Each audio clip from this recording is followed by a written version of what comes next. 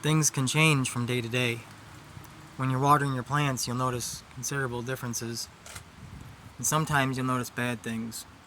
Today's a learning day because today I found bugs.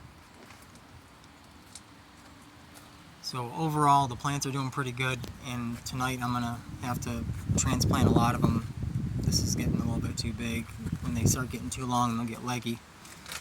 And I got a couple of tomato plants down here, things like that I'll get rid of, but the problem is, if you look close, you might even be able to see the bug crawling on it right now. Now, naturally there's going to be bugs out here, and I'm not worried about bugs in general, but I don't like aphids, and I don't like spider mites. And there are spider webs. They look big though, probably not from the spider mites.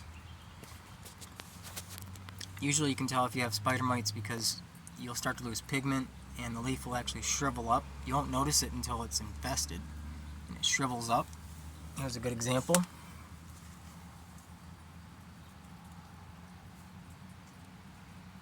There we go, focus. So from afar you can see it's almost dead. Yesterday it looked more like this, just not as big. So the spiders must have gotten it last night. I can see webs. I can even see aphids, or maybe eggs from spider.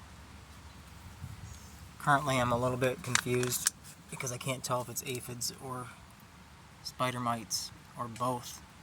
I can see aphids on this one. Maybe it's just aphids. But some of the leaves have little black things that smear underneath the leaves, and that's spider mites usually. So, first step is to isolate all the plants that are infested, figure out where it came from, which is probably one of these old plants that I shouldn't have saved to begin with, especially with my seedlings. I have a couple of old plants here and one old plant there, and it just wasn't a good idea to mix them up.